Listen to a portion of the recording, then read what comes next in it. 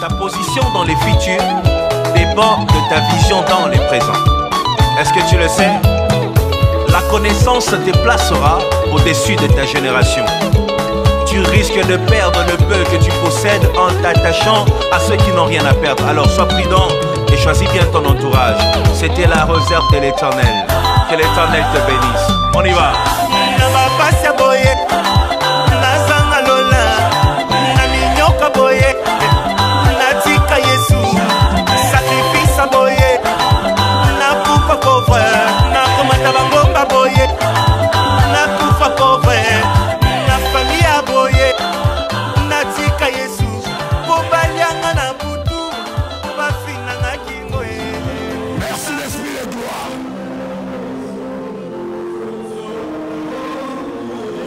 Amen, maman. Je déclare une parole dans le livre de Josué, chapitre 1, verset 5.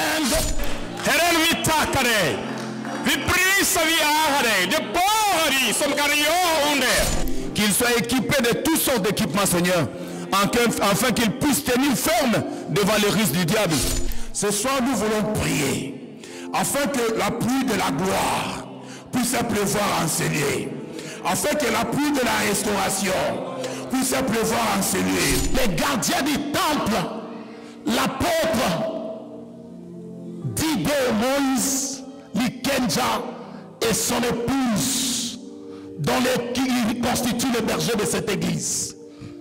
Ta parole stipule de body som kan välsigna den här församlingen. Herren, öppna himlen, kom med din kraft. Nul. Quand on parle de nul, c'est-à-dire aucune puissance négative qui règne dans ce pays. Seigneur, merci parce que tu lui as donné ce pays. Qu'il avance et qu'il s'augmente et qu'il s'épanouisse. Si tu es d'accord, tu peux dire un amen plus fort. Si tu es d'accord, tu peux dire que nul ne tiendra contre toi. Kom i mod. Jesus, det bara dig som kan vara i centrum, styra, leda, välsigna församlingen. I Jesus namn. Je leur bénis dans le nom puissant de Jésus. Et nous disons merci Seigneur Jésus-Christ. Yewana munganga na biso, yewana nzambe na biso. Ba bien aimé nzamba pambola biso, esengo sosa kokutana, ya koyokana, ya komonana. Nzamba kansela bino. Avant tout, on va la prière comme d'habitude. Seigneur, te pesi merci pour za malamu to pambolio na tiki tango na maboko na yo eke molimo mo santo kamba biso ya moyini ya monde des ténèbres ezala ni les sans effet na kombo na Yesu. Tobeli rien que ta présence est régnée katinsika au nom de Jésus. Amen. Amen, amen, amen, amen, amen. Nzamba pambola ba maman na sonné tolobaki moi de la femme donc vraiment ba félicitations nzambe asunga biso. Ezala moi moko ya malamu ya bénédiction pour na biso. Ezala moi ya grâce ya faveur ya kimia pour na yo. Vraiment nzamba kansela o lole mona yo lole futa yo.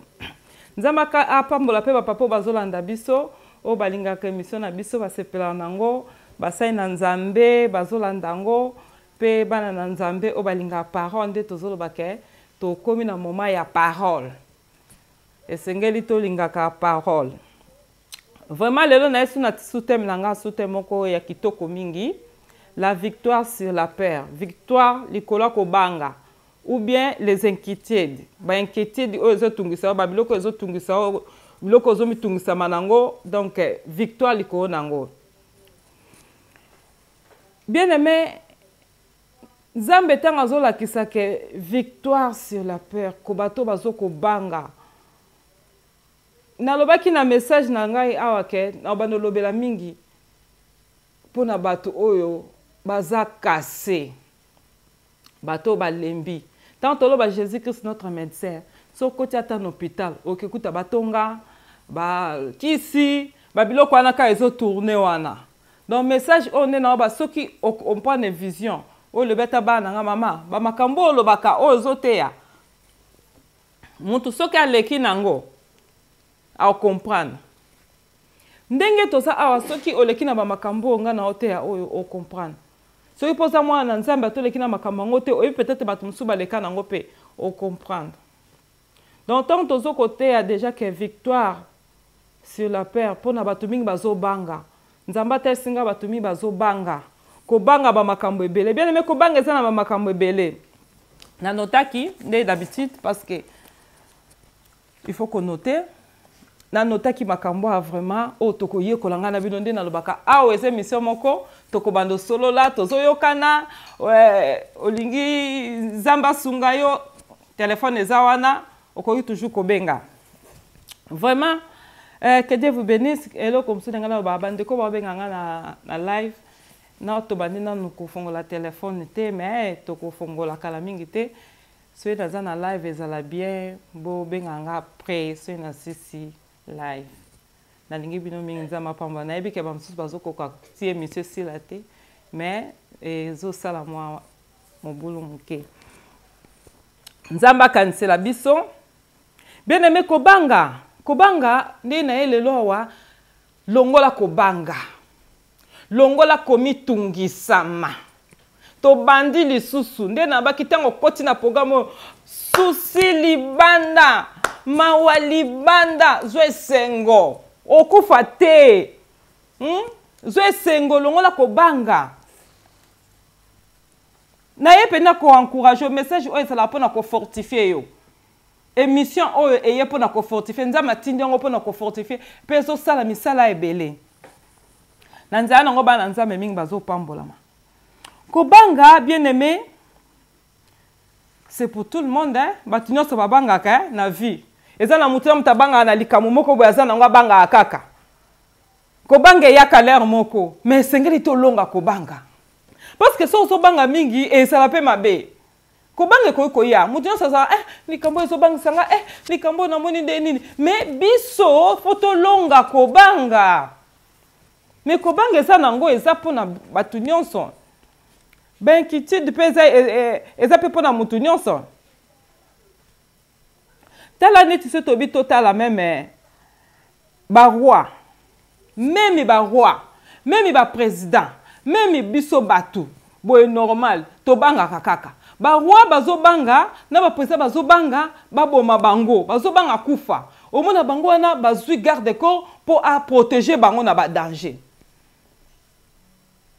bazwi garde corps po azala wana akontolaka bango meme bana na bango bazwi bagarde corps mpo baprotéger bango wana nyonso nini eza kobanga soki ozobanga te neti oza prese ozobanga te bimaka ndenge wana totala o wana nyonso ezali nini kobanga na bakati ya ndako na biso bien aimé lere moko ntango oza na kati ya ndako no ndenge oza boyebi bien otie porte mpona nini mpona ntango olala na kimia miyibi bakota te eza moko ya bamakambo wana kobanga kobanga eza mpona tout le monde nde na lobi wana kobanga eyaka bato mosusu baza na kobanga ya kovanda bango moko nakutani na bato mingi bazobanga kovanda meme bango moko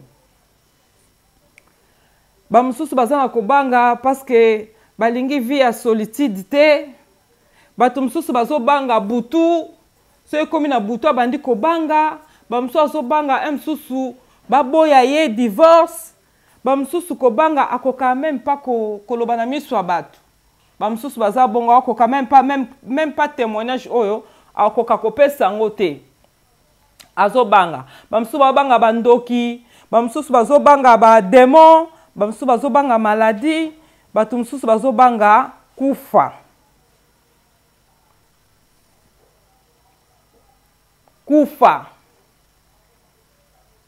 kufa wana nde biso nyonso tobangaka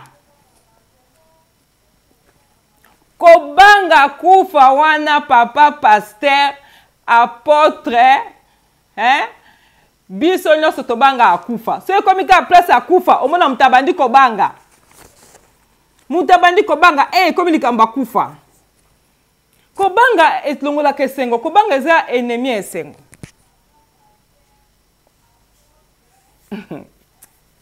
Alléluia. Lelo na ye koyebiso tika kobanga. Lelo foto longa kobanga. Elonga ezali. Eloko moko te bangisa yo lisusu. Eloko moko te bangisa yo.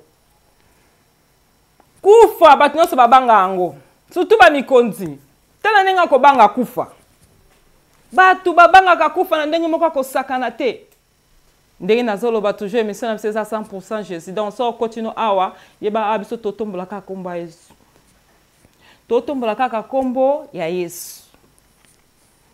Voilà pourquoi Jésus-Christ tanga yaki alongaki kufa po ya bangaka ne kufa te. Jésus bangaka ne kufa te.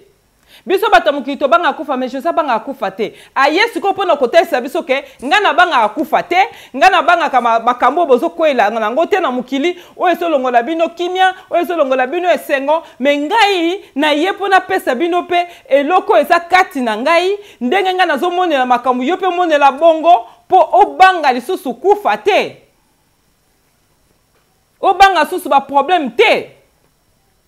Jésus abanga ki kufa te. Abanga kayango te na lola. Bible zotelisa biso. Nani alingaki akita na se awa po ya kokufela bato. Mutu moko te atombola ki musapi. Mutu moko te azaki digne ya kotombola musapi. Mais Bible telisi biso Jésus Christ atombola ki musapi. Boyebi mission Yesu. Mission Yesu kati na sena mukilio. Tango bavandaki na lola, bavandi bango nyonso na mokonzi nzambe tata avandi, bavandi bazotuna ba question na nana kokita pa kufela bato. Ezaki question ezalaki mission zokende, yo moko miyeba kango déjà libela, eza mission ya kufa. Ezaki mission déjà ya kufa. Ti Jésus azaki kuna ayebaki déjà devoir na ye, ndenga zokende kuna il faut kende kokufa. Donc ezaki déjà mission ya kufa. Donc, quand ça, on va dire, on va dire, on kende kufa. Kanisa. Eza biso kutune to banga aliwa mona msoso ba biso mutu muka bimia msu na buto so ba keba ko bimaka buto te ba yako bombo kuna. Abangi liwa alingi pete muninga na kufa. Keba ba minano ke yoko kufa kutu keba. Ozo kebisa muninga na yo na danger moko parce que lingi ta kufa. Donc biso to linga makama kufa wala te. Tolinga yango te, to banga. Mais Jésus alonga kufa. Jésus alonga kobanga. Alongi nyonso wana bien aimé na lola nde na lobita ngo bavandi wana ba otuna nani akokita mission Yesu zaki bongo. Mais tomboli musapa bingana okita. Muto zo kende mission yebi déjà que azo kende pona kokufa mais andimi. Alors Jésus yebaki qu'il fallait kutana na croix. Jésus ebaki qu'il fallait kutana na ba soda romain mais andimaki quand même que il faut kaka na kende na kolonga na kende na kozwa victoire. Bien aimé, tant on a solo baka victoire sur la perte, tant on ozozwa victoire na kobanga na likambo nyonso o ezobangisa yo okanisi nini bien aimé. Parfois na vie pour olobake na zwi victoire, il faut que tu aies un problème. Si tu as un problème, moko, tant que tu as victoire, ndeko tatola ke na zwi victoire. Parfois il faut bandoki baya ko toucher yo, bandoki baya ko loka yo, pour tant ko longa bango ndo tatola zwi victoire. Jésus il fallait kufa pour ba tu vas comprendre que azoki victoire na kufa. Donc c'est ça. Parfois, na fin de ngozalo na yomoko, il faut ce qui malade ye. Tango kobika, Yesu abiki siyo, obike na zwi victoire likola maladi. Oye bande ko bangi sanga. Na zwi victoire likola esprit de mort, na zwi victoire likola kufa, na zwi victoire likola ba problème oye yela kingai. Jésus c'est ozoloba azwa ki victoire likola kufa, il fallait kuta na kufa. Tango kuta na kufa, nde aeko sekwa nde tozobetango lisolo. Donc na vie na okokuta na pe na bitumba ba problème ebele ba tempête ba makambo ebele. Mais tant tozo ba il faut longa ngo, il faut ko longa bitumba na faut ko longa ko banga wana. Lokolo kuta nango eza déjà bien parce que okolonga ngo ndo bandi ko témoigner que na kuta na kana likambo boy na longaka. Na kuta na kana situation boy na longaka. Donc so kuta pe na likambo te ndeni lokolo ba kene oyeba ko longi. Oyeba te ko longi parce que okuta na likambo te. Alléluia. C'est ça. Yango na poko lelo na lingi vraiment makambo yo kute nango ba mipepo yo kute nango na nazo linga ke lelo o comprendre que Jésus Christ azo pesa o victoire na ba situation za nango o ezo bangisa yo. nalingi vraiment comprendre nga malamu lelo po nalingi olongola kobanga parce que kobanga ezaka pona mutu nyonso batu mingi bazo banga mutu mtana loko na abangelaka uzo banga nini ba mususu kaka migration kaka epese rejet kaka ya papier omona bangi kobanga ane tindi ake kokota msu libala pa mwasi moko boya kana kite na vie kobala ana etindia ke kota kobanga ane etindia ke kota msu na libala moko akana kite na vie abali mubali moko akana kite na vie likola kobanga bakozongisa na Afrique na kosuka ndenge nini omona mutake kota libala kaka parce que pasi kaka na kobanga. Alléluia.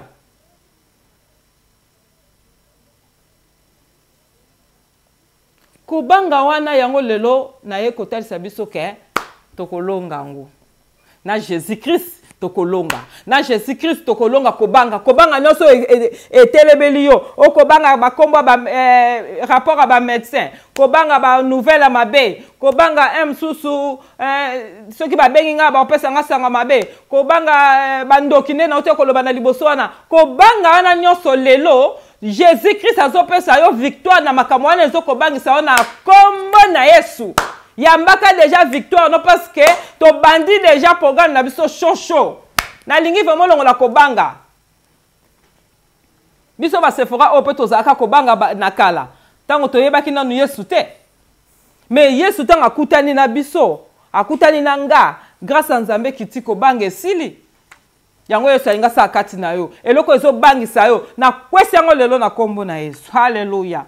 Bien aimé, vraiment toza na Marc chapitre 4 verset 35 à 41. Bible ezotelisa biso Jésus-Christ kati na mai. Na expliquer tokotanga quelques versets pour na yo comprendre.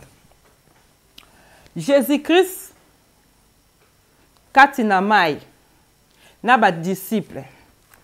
Alobi na bango toleka na kote mususu. To passe na kote mususu bakei na kote wana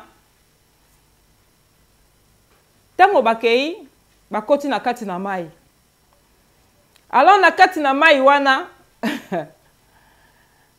mbonge yeli bango mupepe yeli bango mupepe chauffe bango kuna mupepe makasi na kati na mai ba disciple bavandi babandi komitungisama babandi koluka basala befort na ndenge na bango parce que to bazaki na disciple moko azaki wana Pierre azaki makasi mutkolo bambisi toyoka kepe mbala na ninga monaki miracle na ye na message na mukolo wana abipe bona makasi na ngana sala Yesu amemi bango pena na kati ya mai siko Yesu aseni alali na epongi pe te mutu na kusen bien kitoko Yesu alali na e ba disciple mupepeye mbonge balingi bakufa toko sande ba meki na makasi da bango bazongisa bwe mabe basala mupepe moka makasi bene peut-être yo pe mupepe se koti na libota na yo peut-être yo pe mupepe ya mabe ya makasi koti na kati na famille na yo na libala na yo na vie na yo mais mupepe mabe na mtatinda yango eza nani eza Satan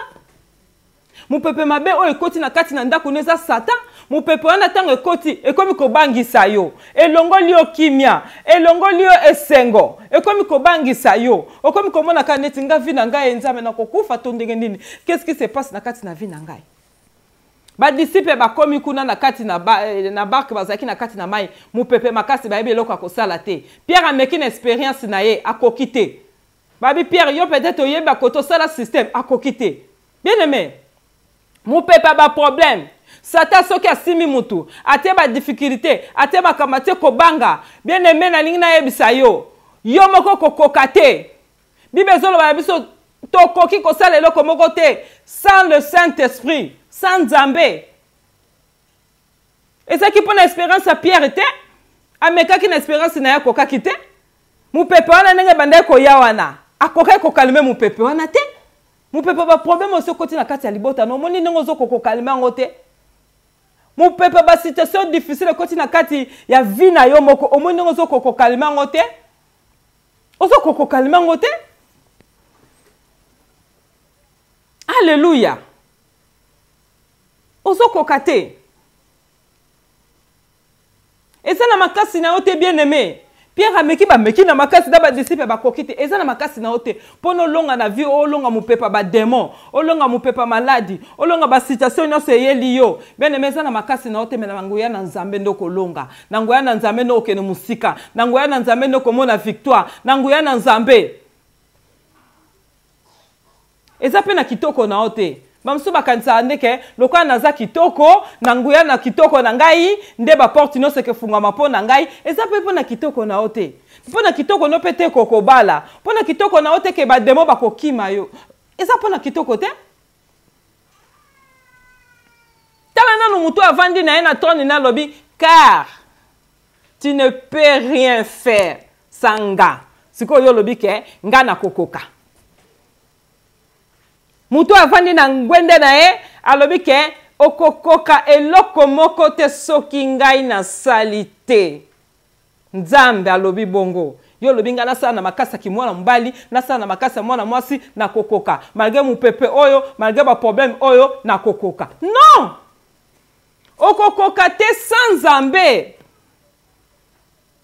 Ba disciple ba moni Yesu azaki wana, bazo kipe kutu te. Ba bebe tout ça na kitoko na biso. Bien aimé okokoka te pona ba université na lokola nga na tanga mingi ndenge za bwe soki ba problème elinga mupepe ye makambo ebele ye ngai nde na kolonga pona na tanga mingi na 5 diplômes.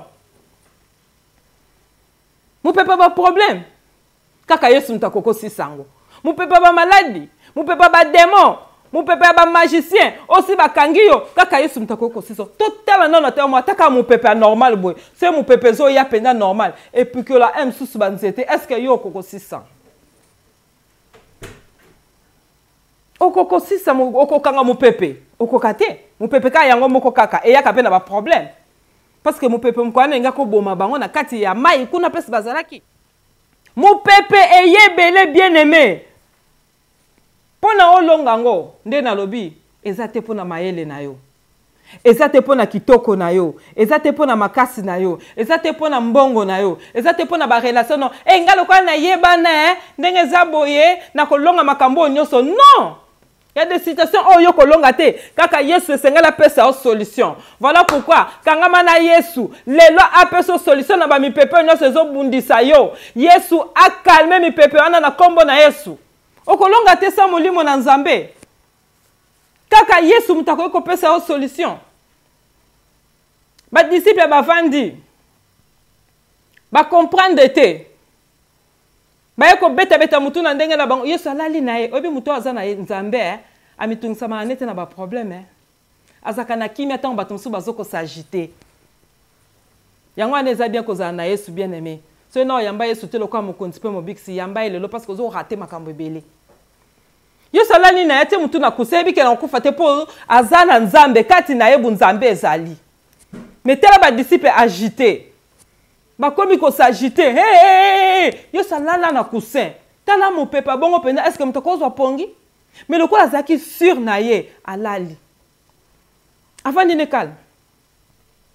Tala mon pepe koti na kati na ndaku na yo. Ba problème koti na kati na ndaku no. Ba situation difficile koti na kati na ndaku no. Makamba ndenge na ndenge koti na libota na ona vie na yo. Bien aimé. Tala okomi ko s'agiter. Tala motema no komi ko sala. Tala ndenge bani ko bela tension. Ozo luka ba solution na makasi na omo ko zo zoate. Na makasi na yo te. Okozwate na makasi na yo. Okozwate okolonga te soko se na makasi na omoko. Il faut qu'on bête à porte pas na Yesu. Il faut qu'on tale la Yesu. Il faut qu'on fongola misu ne pas na Yesu. Qu'on tale vraiment Yesu wana aza wapi. Wapi ye misu na ifeza likolo na ye. Eza la pa na ye. Otie like pa na ye. Ba disciple ba ki ko comprendre ngo après. Babi maître la muka. Maître babele lié. On a comme na 38 babele lié. Maître, ne t'inquiètes-tu pas de ce que nous périssons? Tolingi tokufa. Est-ce que likambo etali yote papa? Situation ezoleka na kati na ndaku na yo. La musa Yesu belela Yesu. Alobi tala tolingi tokufa yo so mitungisa matebi yo so bingala ngala bunzambe vande na mitungisa mananini. Ozo mitungisa mate. Pourquoi ozo mitungisa mate? Tala biso tolingi tokufa. Bene mesoko za na nzambe ne na lobi okomitungisa mate. Bible lobi mba moko Jésus. Jésus alamuki awa misu pende sala anga komona bien. Ndeko mama o aza na ni na ngai akokoyela ngai telefone na ngai po na meka kotangaka. Bien aimé kati na nkolo. Bible ezotalisa biso tango ya zomitu bazo ebiseke ozomitungisama. Yesu ozomitungisama te mpo na biso. Biso nyonso tolingi tokufa. Yesu yaka kosunga biso. Kotika biso boye te. Yesu sala noki. Parce que tokomi na biso na suka. Bible lobi. Mbala moko. Jésus alamuki. Et il menaça le vent. Et dit à la mer. Silence. Tais-toi.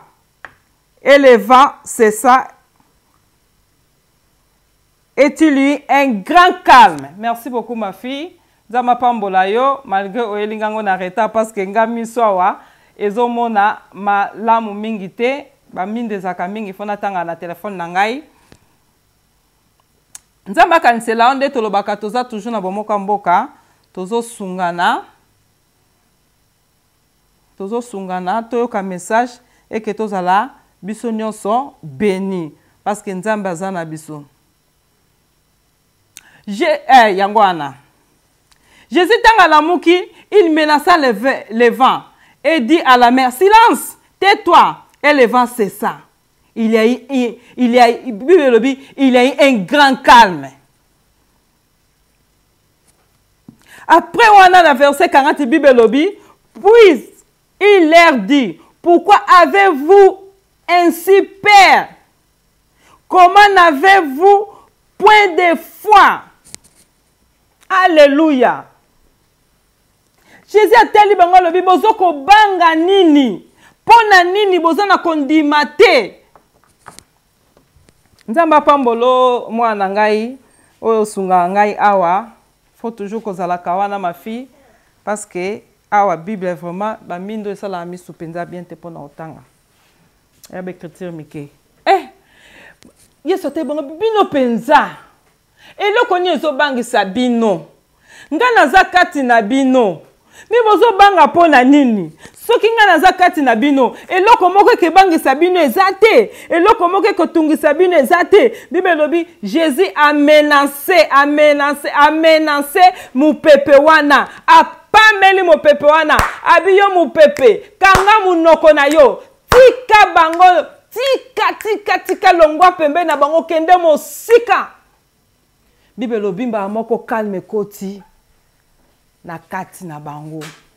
Calme koti et sika bazalaki parce que Jésus a menacé mon pépé. Parce que Jésus a menacé ma problème. Bien aimé, na pokwa lelo. Yesu aye awa pa menacer ba problème na yo. Na pokwa lelo, Yesu aye pa menacer souci wana, ko banga wana. O yeso ko tungisa yo parce que ba disciple ba bande ko banga, bazo ko lenga. Siko Yesu a menacer mu pepe wana bande ko bangisa bango, ba moko etiki bango ekimi. Ba disciple batel babi oh mutuna ni même nature ezoto sae ba ebite ke yaza mo kondia nature bien aimé na yako so na pokwa na lelo souci na yo wana mawa na yo wana kobanga na yo wana eloko ezoko menacer yo eloko ezotungisa yo Jésus pas ko menacer ngo lelo au nom de Jésus eloko elongo le kimia nzamba pesa yo calme. Bible lobi mbala moko calme kotaki. Peut-être nanda kuno ko swana mais le na ko déclarer calme kota na kombo na Yesu. Peut-être nanda kuno bitumba. Bo vanda kimete kuno bitumba koto bitumba. Na ko déclarer calme kota na kombo na Yesu. Peut-être so la tena buto koma traumatiser ba problème. Na ko déclarer ozo calme, o koma calme na kombo na Yesu. yamba kimia wana zwa calme wana na vie na wana kombo na Yesu. Alléluia. Calme kota kaka lelo. Calme kota lelo. Yesu alalaka te. Yesu alalaka te. Ba disciple bakanisa ki Yesu alalaki. Yesu alalaka te. Est-ce que Bible lobi tala nzambe na biso alalaka te? Animaka pete. Nzambe na biso nzambe ba prophète ya Baal te. Yomoni Eli devant ba prophète ya Baal ayebise ki bango lobi tala. Bino bozo sala ba numéro na bino ezo simba te. Pourquoi? Ezo simba te parce que peut-être nzambe na bino alali. Mais nga nzambe na ngata ngono soso na kobelela ya kolamuka. Soki na bina bele na nzambe na siko akolamuka. Soki na bina bele na nzambe na lobi akolamuka. Mikonos na kobelela akolamuka. Bene meloni ezo tungisa, eloni ezo banga. La musa Yesu wana. Loba Yesu, tala likambo na ngai, eliko babondela. Akosisa kobanga na yo. Alonga ki kufa. Alonga ki kobanga. Pourquoi pas longa ya likambo na yo wana? Aeko tia calme. Esika mobule zaki meme na yebite ndenge babande ko longola mai wana na ndenge babande ko ningana. Tala kaka vie ozo ningana boy. Ozo kende boy. Est-ce que ozala bien? Mais bien zoba Yesu alali na ye. Metango atali bango alobi po ani bozangi kondima bana na ngai. Boyebite ke se bozana ngai. Eloko moko esala bino mabeza te. Boyebite ke se bozana nga nyonso ke ezala calme. Calme kota na libota na yo. Calme kota na ndaku na yo. Alors biso bozana ngai eloko moko ekoki kosala bino mabete. Tempête nini ekotili yo na famille na yo. Tempête nini ekotili yo na couple na yo. Tempête nini ekoteli yo déjà na vie na yo. Eloko nini ezobangisa yo. Eloko nini to situation nini ezolongola yo kimia pe esengo. Situation nini ekomisi yo na suka. Ozobanga nini sango ba médecin ya batu ya famille ya migration nde na lobaki nini ezobangisa yo. Jésus azana yo. Aliko yebisoka kobanga te. Eloko nini ezobangisa yo ekomisi yo na suka.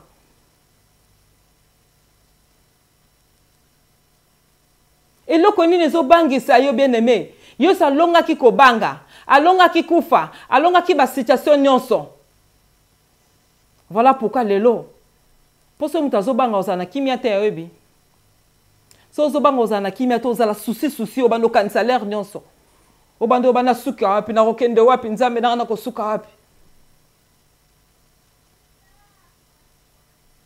Mais soko ozana nzambe kati na yo. Nzambe wana ko peso kimia. Soko ozana Yesu kati na yo okubanga eloko moko te. Yesu ayebisi bango bozobanga nini nga naza awa. Bozana kondima te. Nga naza awa.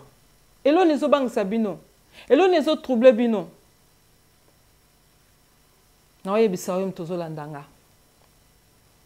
Peut-être ozobanga ba démon ya famille na yo. Ozobanga même kokende ba na Afrique po sote ba rolia yo. Ozobanga koyoka ba nouvelle mabe. Ozobanga ba nouvelle ke uta na ba munoka médecin. Ozobanga ba situation belé et comme ko troubler yo. Mais nani na yebisa yo. Longola ko banga wana. Yesu alonga ko banga. Mutu azaki na lola balobi ke mutu moko ifa kita kufa. Moto moko ta tombola ya musape mais ye alonga déjà ko banga parti ya lola. Ayebaki ke ifa kutana ba makambo wana. Mais tant azo kita, azaki déjà na connaissance que na minute oyo na oke kufa, mais akendaki quand même. Ni nezo bangisa o. Longola ko banga wana. Makambo ebele tonde na mutu nezo bangisa o. Longola ko banga. Temi na biso yango wana. Kolonga ko banga. Kolonga ko banga. Na kolonga komitungisama oyo zo ko tungisa wana to longa yango. Okoki komona peut-être aza neti lolendo mais aza lolendo te. Parce que aza na assurance boko epai na Nzambe ke Nzambe akosala. azana kondima moko epai na nzambe ke nzambe akosala ya na zo c'est très important ondimela nzambe wana eza très important oyamba Yesu lokola mokonzi pe mobikisi na yo ba disciple bakamwa etango bamoni Yesu mokonzi na Israël asali makambo kokamwa mopepe e tosi bakamwe tempête nyonso nazo prophétiser lelo susu pona yo tempête nyonso ezo bundisa yo lelo na ena auction mususu parce que mi pepe wana eza mideli na mideli mi pepe wana tango nazo zo révélation mi pepe eza ba tempête eza na mideli na mideli oye bangisaka lelo na ena kanda molimo pona koloba ke tempête nyonso e koti déjà na porte na yo na ye ko menacer yango lokwa Yesu asalaki etika yo ko banga wana etika yo na kombo na Yesu. Alléluia. Nzambe wana za malamu. Tala mukanda na Psaume chapitre 27 verset 1 à 5. Bible zotelisa biso David. Yo kaba déclaration ya David tato vraiment Nzambe asunga ye kuna na sepela kana ye makasi. Yo kaba déclaration ya David. Na Psaume chapitre 27. Tolanda yango bien aimé, yo zo luka, ngape na zo luka, pona lokumu na Nzambe. Nzambe wana, nde loba na tanga awa pona mona bien po Bible, yango wana boko limbisa toujours, bandeko oyo balingaka nini te, boko limbisa. Bien aimé, David azosala ba déclaration awa. Que Nzambe azali mwinda na ngai na kobanga ni David abana obanga te azaki déjà mutu ayaki ko comprendre abana obanga elo moko te.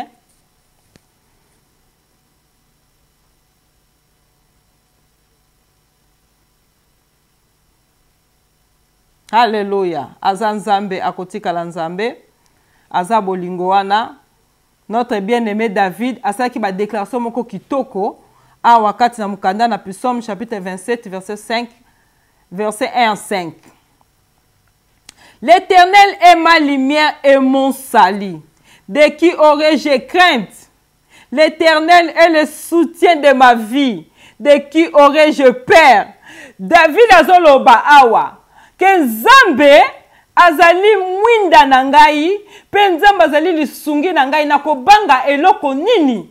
Nine ko bangi sanga. Bien-aimé David azoloba eloko nine ko bangi sanga. Eloko nine zo bangi sayo. David na époque na bien-aimé. Azaki na makambo ebele. Azaki na ba difficulté belé. Azalaki na bebitumba mingi. Azalaki koyeba déjà que sango mabe kokai koya. Mais yoka David makama zoloba. Loko azaki déjà bien préparé. Ayeba ke loko bande ko sala. Alobi yemoko. L'Éternel azali mwinda na ngai. Azali sali na ngai. Nakobanga nini? Nini na banga? Nakomitungisama na nini? Pe nakobanga nani? Nakobanga nini wana azoloba ke nakobanga nanga eloko moko te. Ata sango mabe ye, ata batu nanga bake guerre, baye nanga na sango mabe, nakobanga te parce que Nzambe azali mwinda na ngai. Alobi nakobanga pe nani? Nasa na mutu moko pe nakobanga te. Ata ba soda ba syrien wana, David azobanga bango te. Ata sangwa guerre, ata sangwa kufa, ata ba problème bango ndenge nini, David azokobanga yango te. Ba ennemi ba telemi ebele, azobanga yango te. Ezo sala eloko moko te. Abi nakobanga eloko moko te.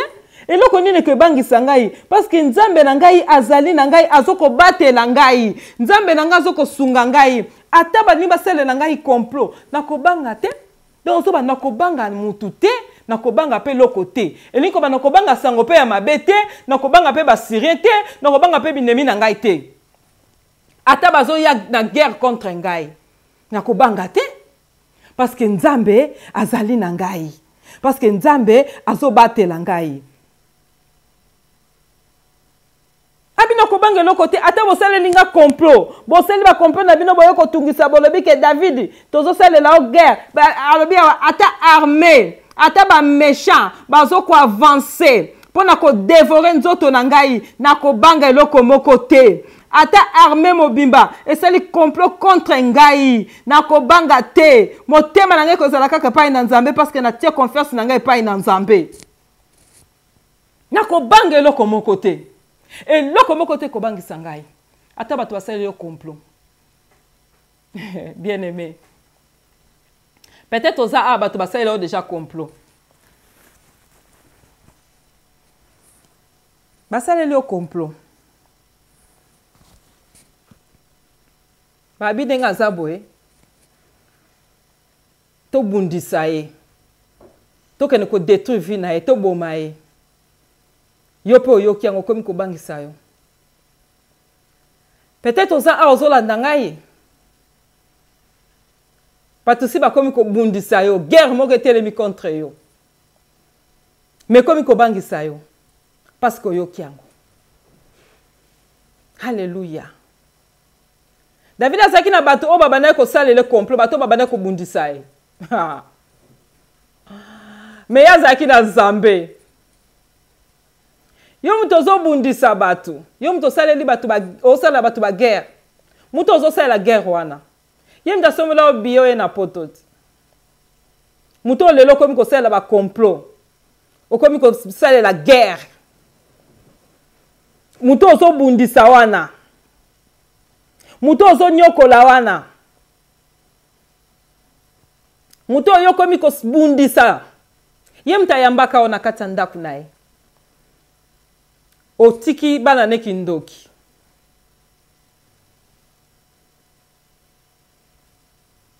Muto ozo bundisa o lelo komi osala ba complot vani na binemi pona ko bundisa mutu wana. Libala wana oza nango wana o kota wana. O ozo sepela pambolama. Ye mta a présenter o mobali wana. Mwasi wana o oboti na ye wana. Ye mta présenter yo. Mais lelo zo bundisa bato wana. Lelo saleli bango complot. Lelo salela guerre no kaka pa na bango. Muto oyo zo bundisa guerre wana. Yemta yamba na Suède. Yemta yamba na France. Yemta bengi ayamba na Europe. Okomela na ndaku na ye. Mais yo moni mutu mususu te bundisa kaka ye. Mais okomela na ndaku na ye. Omela mai na ndaku na ye. Ovanda na ndaku na ye. Olia na ndaku na ye. Mais lelo zo bundisa ye. Asombela obilamba. Amema na poto omona neige. Muto ozo bundisa wana. Ozo sala ba complot wana. Ozo linga kufa wana. Yimta sugo na mariage na ot. Ozaki parrain na o marraine na o alala te pona ko lamba, pona ko sunga. Mais lelo yokomi ko guerre no kaka pa na ye. Muto ozo bundisa.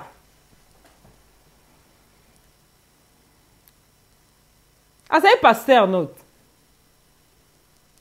Abondela kapo na yo.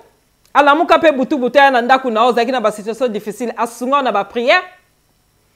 Mais lelo guerre na yo komika en église na ye. Guerre na yo komika kapa na ye. Complot oyokadi déjà na bato sali complot pour détruire l'église na ye. Muto ozo bundisa bien aimé. Keba ozo sala erreur ya ko bundisa mutu wana.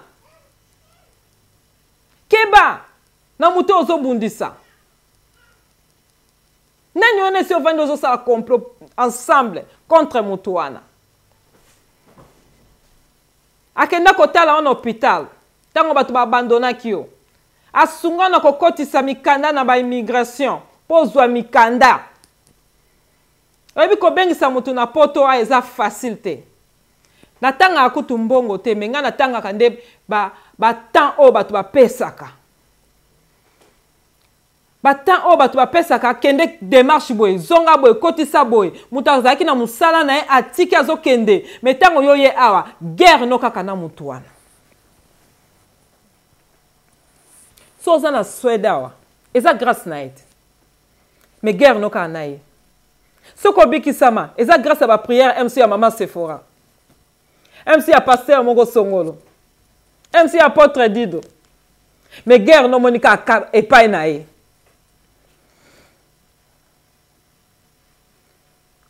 Muto vanda banda tongo tipo quoi. Na ko critiquer ko finga. asungo na bamakambo ebele mais guerre ne komika a contre ye. David alobi basaleli ngai guerre, basaleli ngai complot, mais nakobanga te.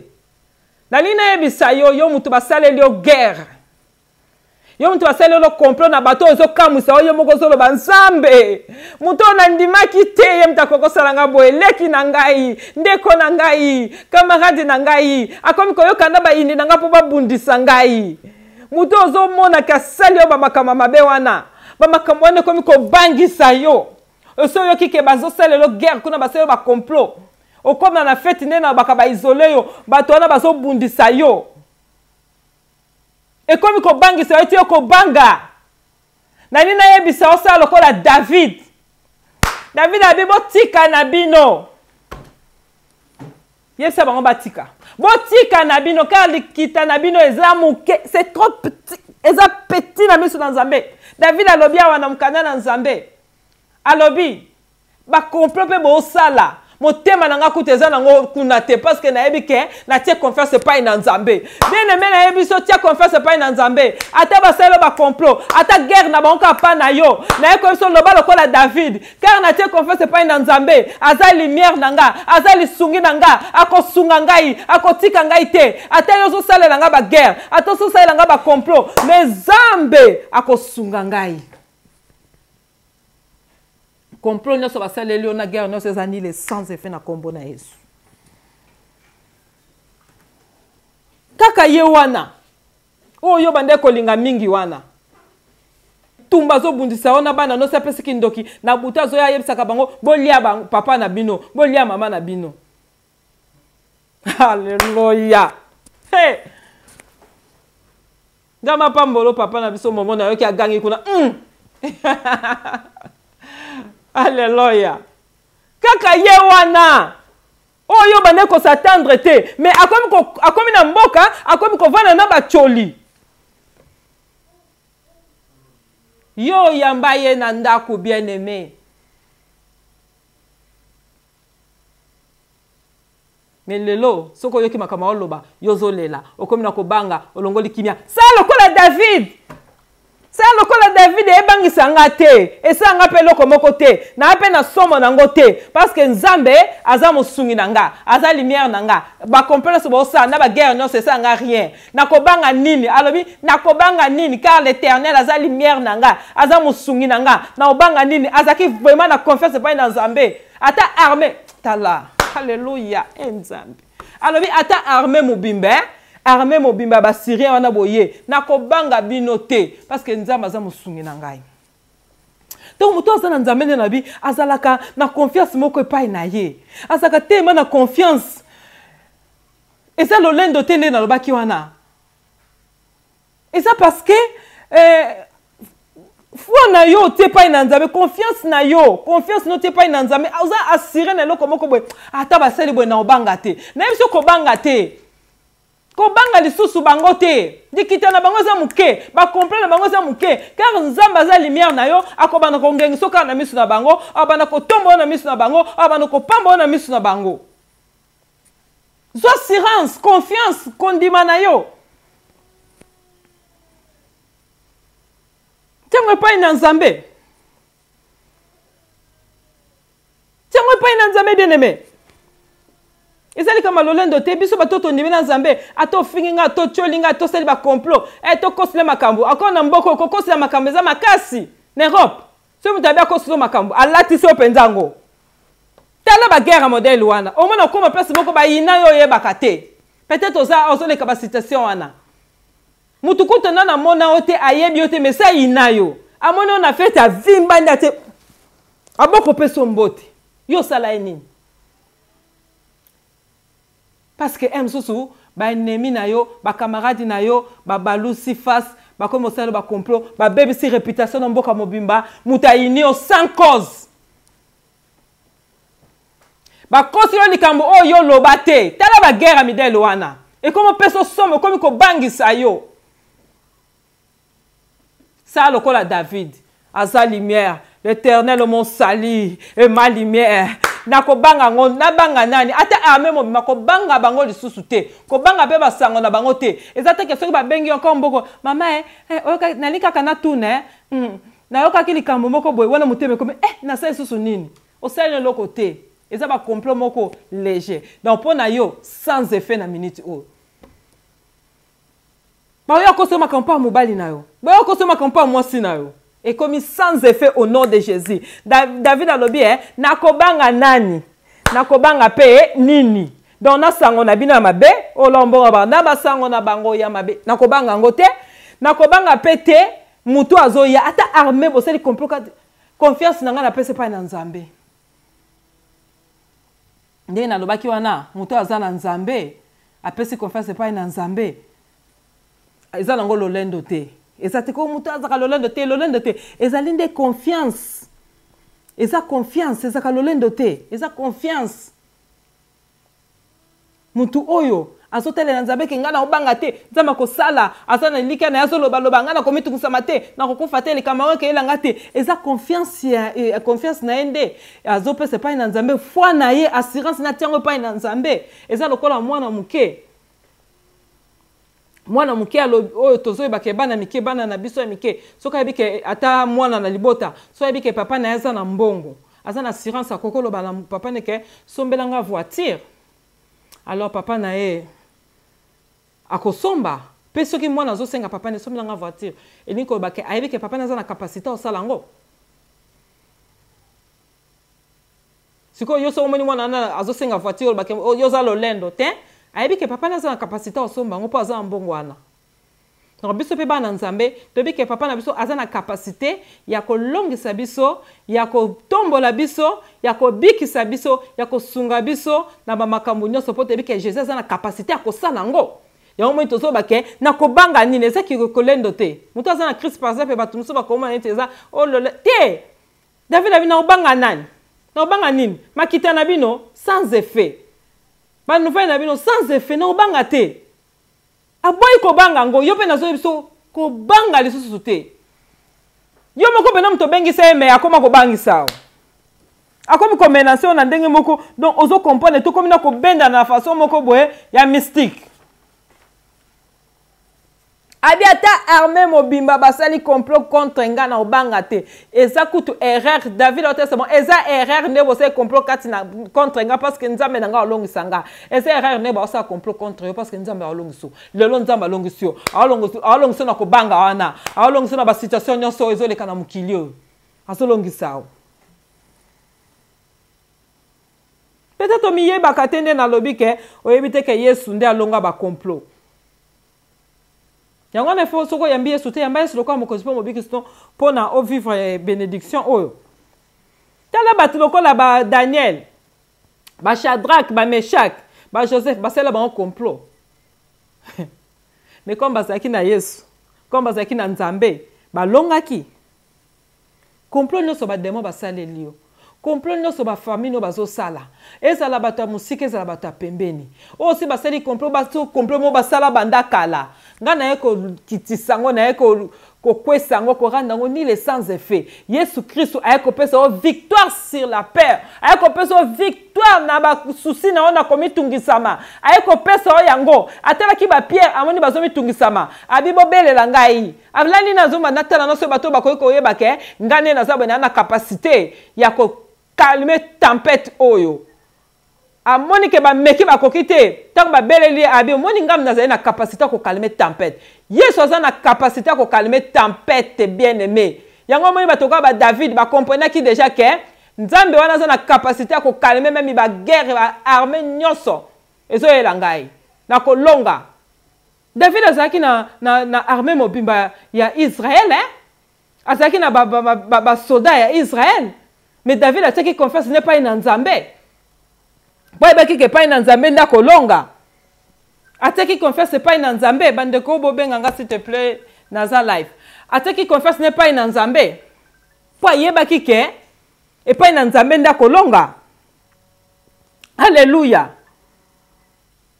Zala na confesse pas une Nzambe. Tiens confesse n'est pas une Nzambe. David a qui ko comprendre.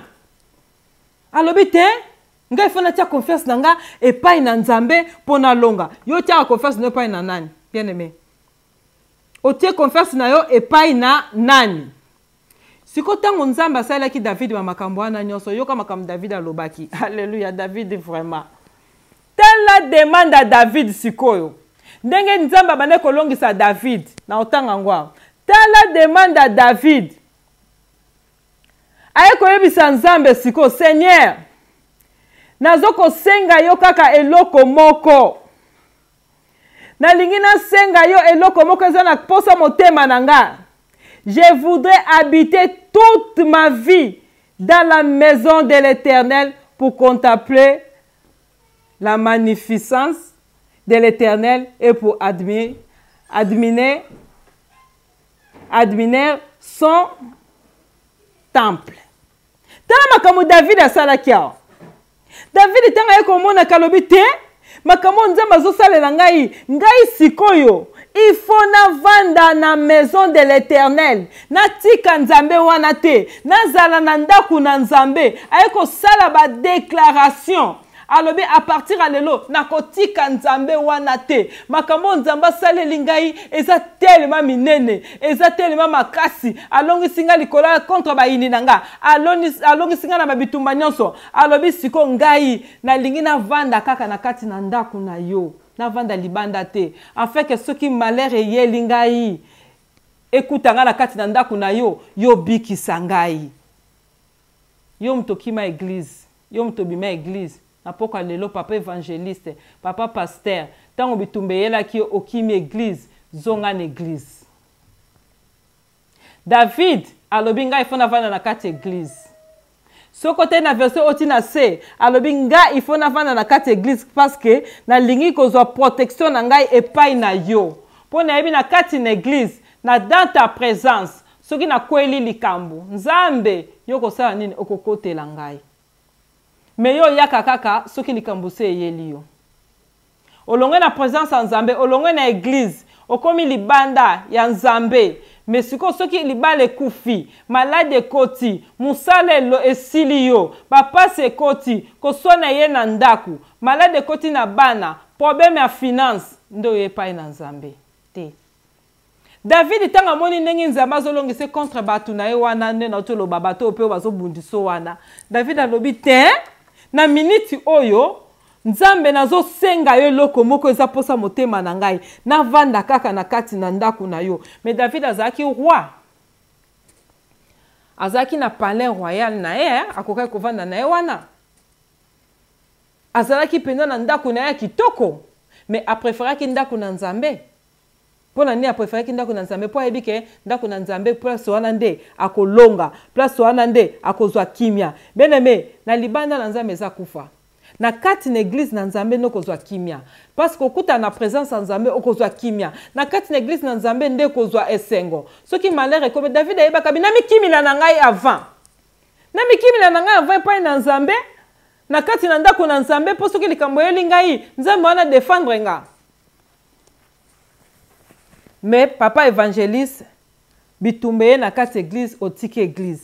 Mondimi bitumbeye na kati église otiki église. Mais siko tango malheur ekoya. Tango malheur ekoya, nani akosunga yo?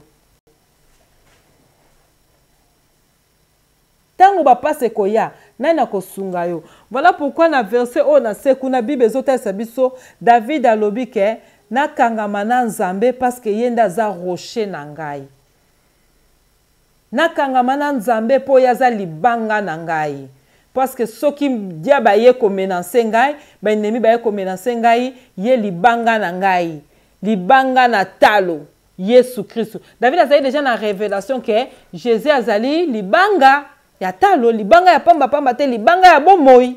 Libanga oyo ke pesa e ko protéger na ba danger parce que soki mo pepe zali obatami na sa libanga, ça va. Ya omoni libanga azaki déjà na révélation que te rocher na ngai zali ye. Fona qui me pas inaye. Voilà pourquoi ba Pierre na tanga passe difficulté ba kimi la ke pa inaye ban toma bien aimé. Ba kimi la ke pa inaye ba komona ke li pamboli na bango ko kima na bango fo ba kimi le pa ina Jésus. Yo posa disciple ya Nzambe. Yo za wana ozali nde na koki koloba oza nani évangéliste nde nazoloba parce que na eloko wana ezoyebisanga kaka. Oza prophète, oza soki nani? Bitumbe komi no na kati église et comme na kati ya libota na ona foyer na yo olembi papa oza mondimi diacre olembi olobi ke nde naza boye na kokende na ngai lisusu te na vandi na ngai na kokende susu ndako na nzambe te lelo na ye kozongisa mutu moko na kati église yo mutu soki me église na yo nazoyebisa ozonga na kati église na yo parce que David alobi na mikotelaka na ngai avant pona nalingi na ngai te tango likambo moko ke yela ngai malere ko yela ngai nalingi na ngai te ezwa ngai poso naza na ngai pa na nzambe e malere ne ke ezwa ngai te mais azaki roi atiki ndako na ya bakonzi kuna ake kolanda ndako na nzambe place abande kozwa kimia yo zwi ba problème na kati ya bomoi na yo na vie na yo mais tellement makambo zo sala otiki église na yo zongela pasteur na yo l'église a bien ezanano zongela pasteur na yo yozo yo kangai na eko zongisa wana église na yo zongela église na yo zongela ba activité na yo zongela musala na yo kolinga te koma trop tard yozo yo kamongonga na nzambe na nzea na ngai na eko yebisa o lisusu nazo répéter zonga na église na yo bakanda wana silikaki na kobanga na batelemeli yo ebangisi yo zonga ba disciple babanga ki metango babelelaki Yesu akitaki asalaki apesaki bango victoire sur la paix yo pe Yesu akopesa victoire na kobanga wana victoire na komitungisama wana Yesu akopesa victoire tika Yesu apesa victoire yo mutu so lembaki ovandi tika Yesu apesa victoire yo mutu za découragé tika Yesu apesa victoire na ba makambo nyonso otelema lelo pale wana o mikotiso ovandi na kati ya ndako wana yango David aboyaki ti abina kovanda na kati ya pale wana te palais royal wana na kovanda te parce que kuna nazala nga na kimia te kuna soki likambo eli ngai na kozina bakobatela ngai tika na zonga epai na nazana na ndako na nzambe abinzabe nazosenga navanda na kati na ndako na yo nde mpona mona ba bienfait na obolamu na yo bolamu nzambe leke belé oyo yembaka ndeko na biso wana bien aimé kati na nkolo véritable rocher na biso c'est Jésus-Christ de Nazareth ye wana nde mutu yana nde mutazo sunga biso yana nde mutazo batela biso na makambo nyonso tika komitungisa tika kobanga parce que nzambe azoko protéger yo na ba situation nyonso tango to batami na se na nkolo na ye to batami na se na libanga o ye mokaza libanga ya bomoi véritable libanga ezaye quelle révélation tika kobanga tika komitungisama zonga na église na yo salela nzambe ata batelemeli yo ata babundisi yo David alobi nini yango na kobanga nini yango na kolenga sango nini yango bokoyela ngai ebangisa ngai sisanga petit poza na bato mosusu yoka mama Sephora sango na yoki oyebike na liete lia na yo bien aimé. Philippiens chapitre 4 verset 6 à 7 lia na yo nzamba pambolo de Jésus kozali lole futa yo emona yo lola ekanisela yo parce que aza nzambe tozokoba na mateya na biso mateya oyo esunga biso nyonso mateya oyo ezofortifie biso mateya oyo ezopesa biso ezokitisa ngolu na ye nzambe aza na yo aza na biso ndenge nazoloba na likambo kobanga te Bible ezotalisa biso awa na Philippiens chapitre 4 verset 6 dans otanga ne vous inquiétez de rien mais à toutes choses faites connaître vos besoins à Dieu par des prières et des supplications avec des actions de grâce. Zamba zoloba ke tomi tungisa mane eloko moko te eloko ni ezotungisa yo. Comment qu'on a verset chapitre 4 verset 6 à 7. Natangi na 6. Eloko ni ezotungisa yo. Lakisa posa ne pa ina nzambe. Lakisa bosengo ne pa ina nzambe. Kobanga wana lakisa ne pa ina nzambe. Ba Pierre, ba apôtre, ba lakisa kobanga la mababi Yesu la muka tozo banga tozo nga to kufa, to banga kufa. To bangi esprit de mort. Mais Bible dobi to mitungisa manelo côté ba posa na yo ko banga na onyo so wana ko mitungisa manana total sango pa na Nzambe a peso solution yamba solution na poka na lelo a peso solution asunga yo alongolo ko banga alongolo mawa alongolo pasi asunga yo na kombo na Yesu kimia kota na kati na ndako na yo Bible lobi akopesa Nzambe wana akotia kimia oyeleki toute intelligence pour na ko garder biso et loko ni nezo peso pasi abi na mukanda na Philippiens chapitre 4 verset 6 abi bomi tungisama na eloko te na makambo nyonso o bozo ezo longola bino sengo na kimia botalisa ngo pa na Nzambe bato bazo seka wana mboka talisa bango pa na Nzambe basakana kana moto na Nzambe te basakana kana mwana na Nzambe toza mwana na Nzambe bien aimé osungi batu mingi lelo guerre komi contre yo okomi kobanga oleki na ba situation ebele okomi kobanga nena lobi wana ozobanga ba rapport ya ba médecin ozobanga ba makambo ebele na ko répéter lisusu te okomi na suka Bible lobi wana na mukanda na Philippiens komi tungisa manelo côté talisango pa na Nzambe kawana o se lelisi nyokoli o talisango pa na Nzambe ko banga wana ya kufa wana talisango pa na Nzambe mawa wana talisango pa na Nzambe somo wana talisango pa na Nzambe minyoko wana talisango pa na Nzambe ba guerre wana talisango pa na Nzambe ba complot wana bazosa contre yo talisango pa na Nzambe haleluya David a talisa bin esalanga rien parce que azakati nanga donc koloza mwana na Nzambe esala yo rien ni les sans effet parce que Yesu azakati na yo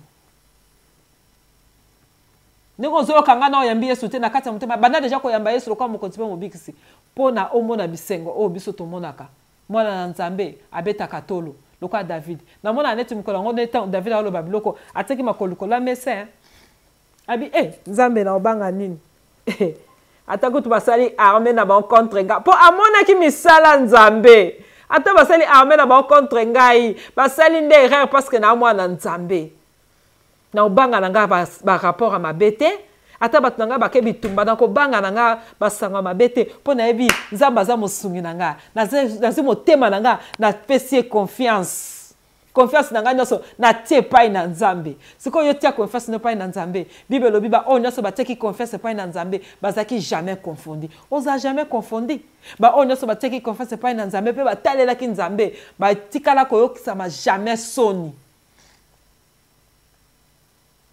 yango moni batoka ba David ayokisama ki soni te pona yeba ki ke atie confiance pa na Nzambe ye Nzambe wana za rocher na ye na tanga mopepe akobatama na tanga ba problème akolongisa ye e ya na buto ya na moi akolonga yango moni ba disciple malgré na suka ba yake ko sutuka ba yake comprendre que to kende pa ya rocher na biso Jésus Christ de Nazareth la muka maître likambo etelo te se biso to kufi la muka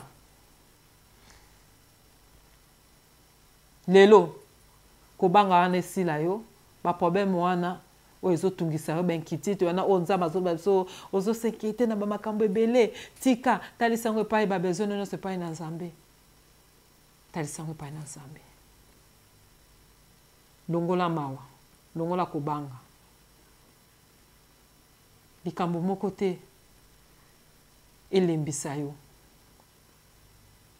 soki bato mutu betaki yo na ba maloba na bango balinga ko bangisa osa si babangisa kiyo sala système à David azali Nzambe nanga azali lumière aza mwinda nangai aza mosungi nangai Nzambe aza mosungi na yo aza minda na yo aza elonga na yo aza solution na yo aza vie na yo aza force na yo aza esengo na yo aza kimia na yo aza guérison na yo aza facilité na yo nani wana kotelemela yo nani wana kobundisa yo parce que Nzambe aza pona yo soki Nzambe aza pona yo pona nga nana ozala contre biso aza te longo ya kobanga tobondela nga na yo sikoyo kanga miso esika ozwami parce que nayebi ke nzambe aza na yo nali nabondela nzambe mpo na yo na ndenge oyoki message bandele bandeli ntina suka partout etouche yo osimbi motema na yo simba motema esika ozwami naboyebisa nzambe eloko moko nayebisa nzambe makambo mpo na yo nayebisa nzambe asala mpo na yo halleluya aza nzambe akosala alingi te omitungisama lelo alingi te omitungisama parce que ye moto aza na basolution soki mpa badisiple na barke asalaki lokola lala parce que bana ozela bango basala quelque chose bacomprendre ke niveau ya likambo na bango ye moto akopesa ngo solution nzambe alingi kaka yebisa ok yesu wana jésus christ notre médecin alingi ayebisa yo ke niveau ya problème na yo kaka ye moto akopesa ngo solution grandeur ya situation na yo kaka ye moto akopesa ngo solution niveau ya kobanga na wana ekomi kaka ye moto akokosisa nzambe merci mpona peuple na oyo balandi message pambola bango pambola misala na bango kobanda lelo na pokwa lelo nakwesi esprit de mort na bavi na bango na kombo na yesu nakwesi esprit nyonso ezobangisa bango au nom de jésus milimo na satan monde de ténèbres nakwesi bino na kombo na yesu bamaloba oyo ebangisaka bato oyo etambolaka na mboka oyo nga mokonzi awa oyo nga mokonzi ya scandinavie oyo ngai mokonzi soki ya wapi ya europe ya amerike soki ya wapi mpona kolengisa baninga nakwesi maloba na bino na kombo na yesu victoire ezali na kombo na yesu victoire ezali na kombo na yesu bino bazokoluka kodétruire bavie ya bato nakwesi bino au nom de jésus seigneur nasengi kimia na yo bato baza na souci bato baza na kobanga bato baza na baproblème bato bazokomitungisama na bamakambo ebelebele nzambe longisa bango yesu olongaki liwa yesu olongaki kobanga oza kati na biso yesu olongaki na kati na barke ya badisiple oza kati na biso oza rocher na biso esika wapi tokimelaka oh le rocher nzambe na biso ezali yo yesu masiya mimonisa na pokwa lelo na bandeko nyonso balandi ngai mimonisa na pokwa na lelo na bandeko nyonso bayaki message bavi na bango échanger kimi ekota na kati na ndako na bango jour wana calme ekotaki na kati na barke wana ya badisiple na ye mpe kokitisa calme na bandako na bango calme ekota esika trouble ezalaki calme ekota esika mawa ezalaki calme ekota na ye kokitisa calme na ye kotia calme kimia kimia kimia ekota na bavi na bango na kombo na yesu soki ezalaki badouleur malade ezotungisa bango nzambe bazwa kimia. Merci Seigneur parce que kosala au-delà ya ba pensée na biso au-delà ya ba demande na biso pambola mapo toza nzambe na kombo na Christ Yesu amen. Nzamba pambola yo bien-aimé nzamba pambola yo akanisela yo nde naloba toujours lola emona yo efuta yo eza vraiment esengo mingi komona yo na mokona lelo. Je pense que au partager message po bana nzambe ba pambolama po bana nzambe bayoka message eke basepela mpe ndenge yo sepeli bazwa mpe part na bango eke nzambe wana akotika yo te akozongisa yo lisusu ya mingi akopesa yo lisusu ya mingi esika ezangaki nzambe akopesa yo akobakisa ya mingi. Et Dieu vous bénisse vraiment bato nyonso balandi biso nayebi ke lelo ezalaki na option mosusu vraiment nzambe wana azamba na communiqué ezali to wana bafiche bomoko mboka hotela biso yango topartage na bafacebook na biso bafiche na biso sebimi to wana séminaire na biso ya 3 jours wana ezali prière prédication délivrance vendredi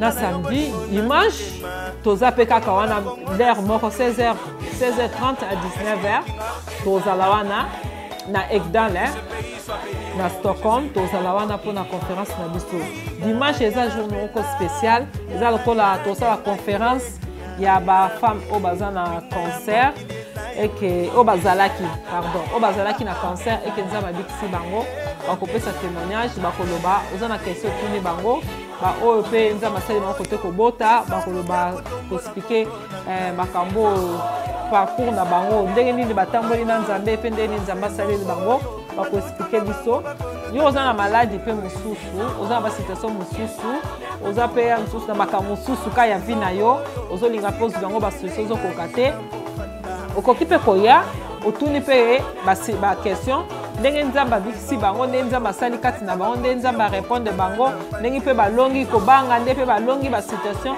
okoki kotuna bango baquestion bakoki mpe mosusu korépondre yo ekosunga yo donc dimanche tokozwa mpena plateau bomoka mboka tokomema yango na église ezalaka Jésus Christ notre médecin tosala yango sikoyo wana na bamama misusu oyo nzambe atie biso na motema tozala na bango ensemble eza na mama mosusu auta na France eza na bandeko mosusu mpe baza na kati na Suède po wapi bakotémoigne mpona lokumu na nzambe église mepsa toza na programme église na ye napesa ndenge nalobaka bomoka mboka lekisa yango bien sûr mais naloba yango toujours église mepsa eza na méthode prière awa na kati ya Stockholm kitebana na 10h jusqu'à 10h30 toza wana mpona lokumu na nzambe église mepsa mosusu eza na Göteborg à partir ya 14h jusqu'à 16h30 toza bienvenu ya koya mpe kosambela na biso ensemble vraiment tokomi na suka nzambe apambola yo moto olandi biso yo moto osepeli nzambe akanisela yo lolemo na yo lolefuta yo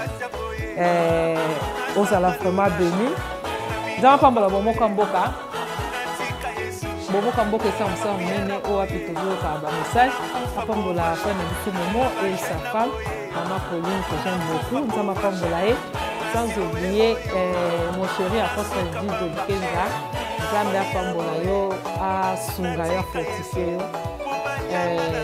baporte nyonso efungama mpo na yo grâce na nzambe continue kozala toujours likolo na yo nzambe apambola bafemme engagé nzambe apambola bana ya mepsa communiqué nde nalobi wana tozali na conférence séminaire na biso oyo kozangisa te tobengi bato nyonso moto nyonso aza bienvenu zala vraiment wana tokumisa nzambe ensemble tobondela ensemble eke nzambe wana akopambola yo eza malamu kozala na chaleur abomoni totoyoka message david alobi ngai kaka na ndako ya nzambe azoyoba nabi nzambe naosengo kaka eloko moko nazala toujours na kati na ndako na yo donc c'est ça parce que na kati ya ndako ya nzambe ozwa likama te ozwa eloko moko ya mabe te au contraire obima na bénédiction na bagrâce ya nzambe donc komi moment oyo ya kosala choix moi et ma maison toservi nani donc nzambe moi de la femme ezokosuka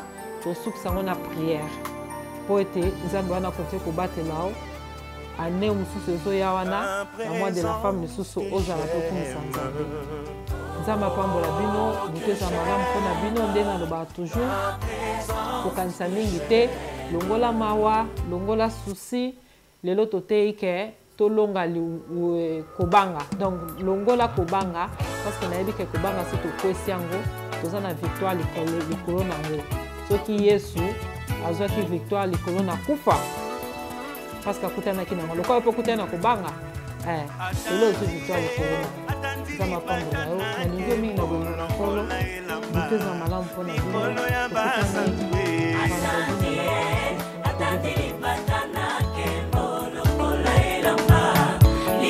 ya basa nalatengatani atandili batana kengo lokola elamba likolo ya basantu nyonso atandili batana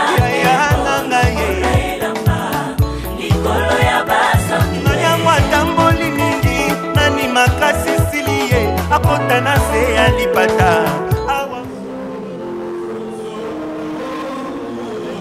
Amen, maman là. Je déclare une parole dans le livre de Josué, chapitre 1, verset 5.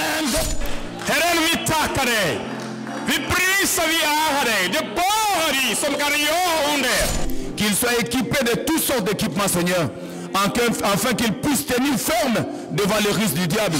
Ce soir, nous voulons prier afin que la pluie de la gloire puisse pleuvoir en celui, afin que la pluie de la restauration puisse pleuvoir en celui. Les gardiens du temple, l'apôtre Dido Moïse, Likenja et son épouse, qui constituent le berger de cette église.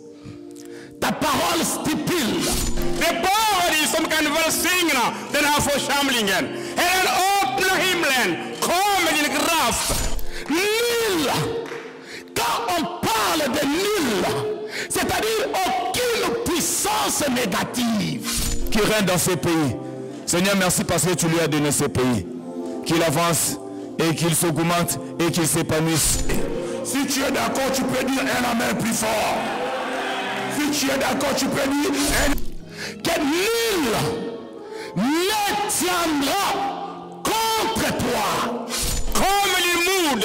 Jesus, det borgare som kan vara i centrum, styra, leda, välsigna församlingen. I Jesus namn. Je leur bénis dans le nom puissant de Jésus. Et nous disons merci. C'est ses limites. Ta position dans les futurs dépend de ta vision dans les présents. Est-ce que tu le sais? La connaissance te déplacera au-dessus de ta génération. Tu risques de perdre le peu que tu possèdes en t'attachant à ceux qui n'ont rien à perdre. Alors sois prudent et choisis bien ton entourage. C'était la réserve de l'Éternel. Que l'Éternel te bénisse. On y va.